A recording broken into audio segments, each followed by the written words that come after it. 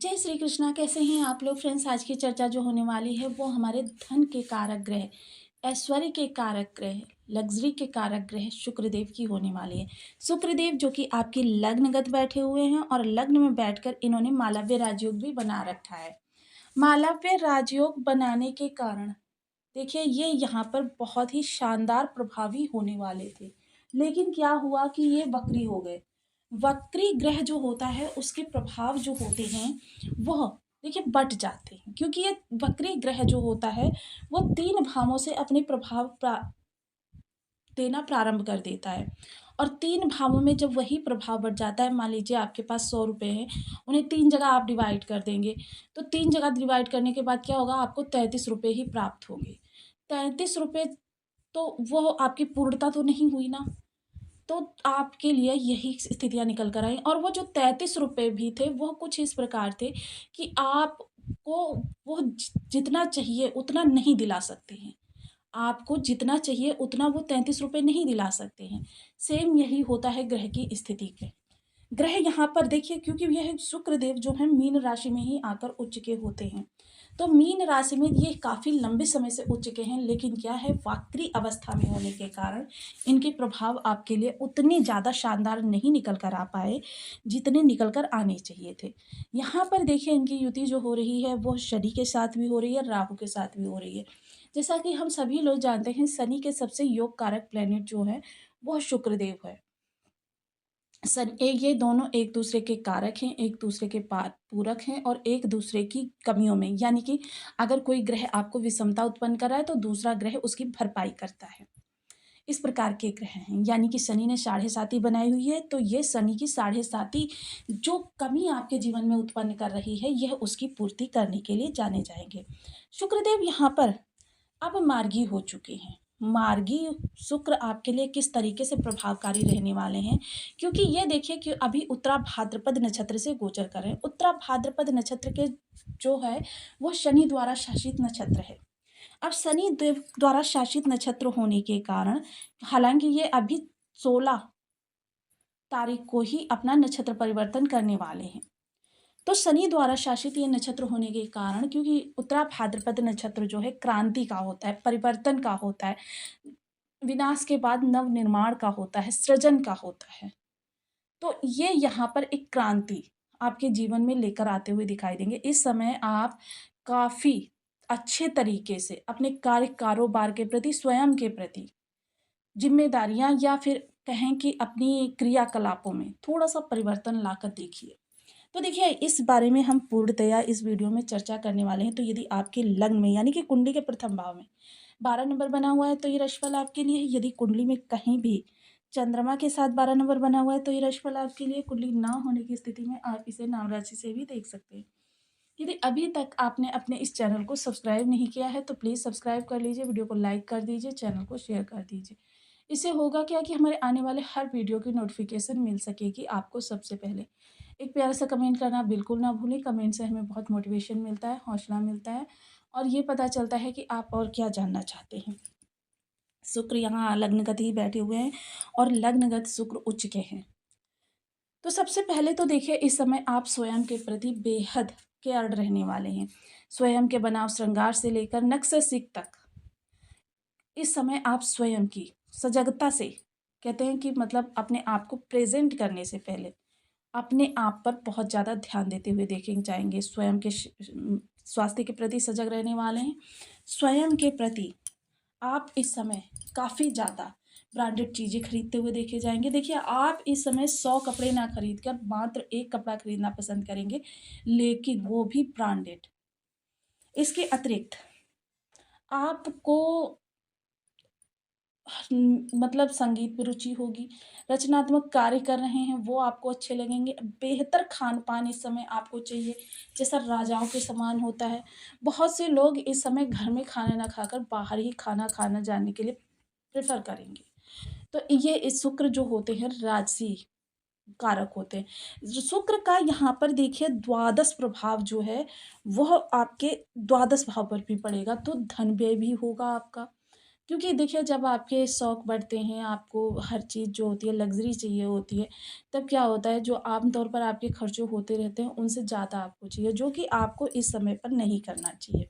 क्योंकि साढ़े साती का द्वितीय चरण प्रारंभ हो चुका है, जो आपके लिए बहुत ही कहते हैं खर्चों को बढ़ाने वाला है। आपको काफ़ी ज़्यादा इस समय, क्योंकि देखिए परिवार के अंदर कलह का कारण बनेगा आपका स्वभाव।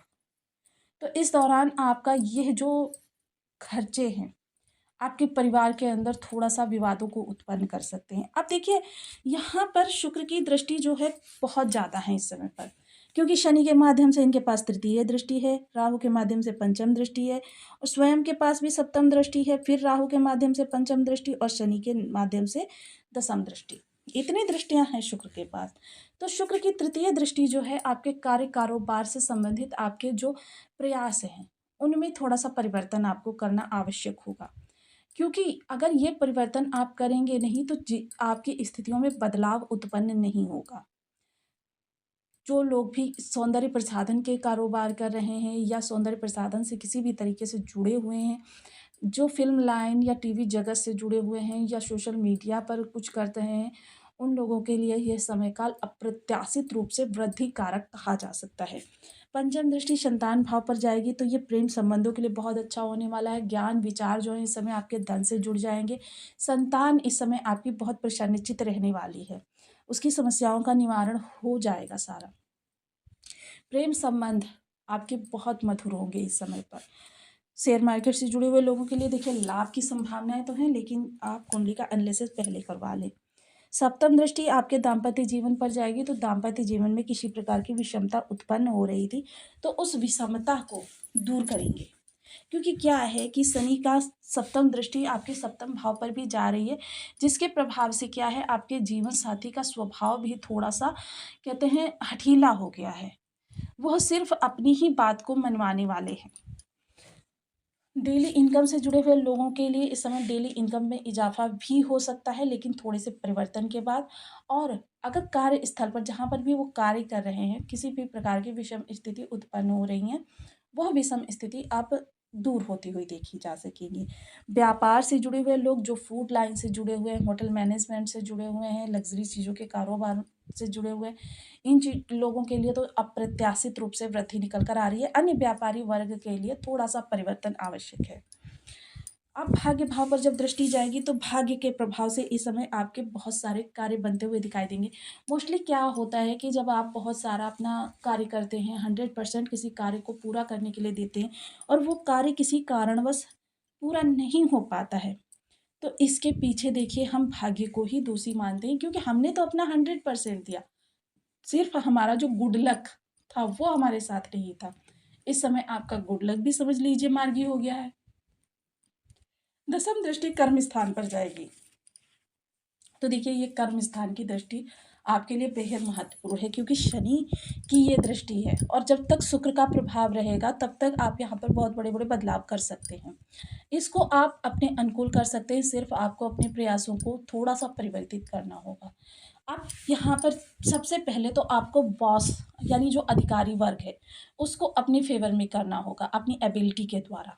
हालाँकि देखिए जब तक शुक्र हैं तब तक स्थितियाँ यहाँ पर सामान्य हैं, उसके बाद क्या है, आपकी जो नियमित चीज़ें हैं उन्हीं में आप त्रुटियाँ करने लगेंगी। आपका स्वभाव इतना ज़्यादा कहते हैं कि बिगड़ जाएगा कि आप हठीले व्यक्ति हो जाएँगे, सिर्फ़ अपनी बात को ही सही मानेंगे, सामने वाली बात की सुनना तो दूर, आप स उसे सुनना भी नहीं पसंद करेंगे, समझना तो दूर। तो ये होंगे यहाँ पर शनि के प्रभाव। कर्म स्थान में कोई परिवर्तन बड़ा करने से पहले देखिए, क्योंकि यहाँ पर राहु की उपस्थिति को भी नहीं नकारा जा सकता, क्योंकि राहु कितने भी शुभ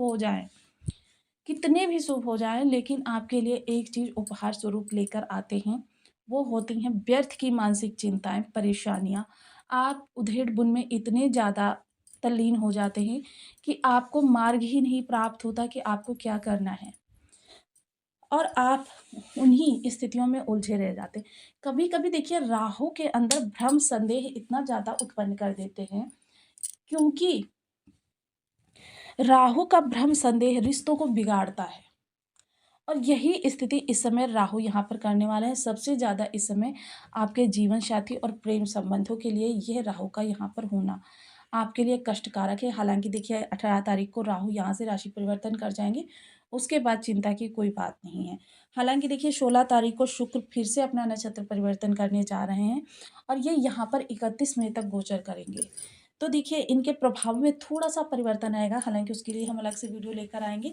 अब चर्चा कर लेते हैं थोड़े से जिन लोगों के बर्थ चार्ट में शुक्र की स्थिति ज़्यादा अच्छी नहीं है, या उनको प्रभाव नहीं प्राप्त हो रहे, या उनके बर्थ चार्ट में ग्रह किसी भी प्रकार से एक्टिव नहीं है। तो इसके लिए आपको करना क्या है? सबसे पहले ओम सुन शुक्राय नमः। इस बीज मंत्र का आपको 1 माला, 2 माला, 5 माला, 7 माला, 11 माला का जप नियमित अपनी सुविधानुसार करना है। देखिए, हालाँकि अगर शुक्र के पूर्ण बीज मंत्रों की चर्चा करें, तो शुक्र के जो बीज मंत्र होते हैं, वो बहुत ज़्यादा की संख्या में नहीं, बल्कि मात्र 7000 की संख्या में जपने से पूर्ण हो जाते हैं। 7 का, क्योंकि कलयुग में किसी भी मंत्र का प्रभाव तब प्राप्त होता है, जब उसे 4 गुना जपा जाता है। 7 चौक 28, 28,000 की संख्या। अब 28,000 की संख्या जब पूर्ण हो जाएगी, उसके उपरांत आपको दशांश हवन करना होगा, यानी 28,000, 2800 का आपको हवन करना होगा। अब देखिए 2800 तो बहुत ज़्यादा हो जाता है, ये आप स्वयं नहीं कर सकते हैं, इसके लिए आपको ब्राह्मण की आवश्यकता पड़ेगी। तो आप पंचदेवों की आहुति देने के बाद में आप इसे 108 की संख्या में भी आहुतियाँ दे सकते हैं। उसके बाद कन्या पूजन कर दीजिए, आपके शुक्र आपके लिए सदैव के लिए शुभ प्रभावकारी हो जाएँगे। लेकिन एक चीज़ आप सदैव ध्यान रखें, कोई भी उपाय, कोई भी मंत्र त्वरित यानी तुरंत आपको प्रभाव देना प्रारंभ नहीं करता। इसके लिए देखिए आपको 3 से 6 माह का समय लगता है, क्योंकि मैंने आपकी कुंडली नहीं देखी, तो मुझे नहीं पता ग्रह कितना विषम है।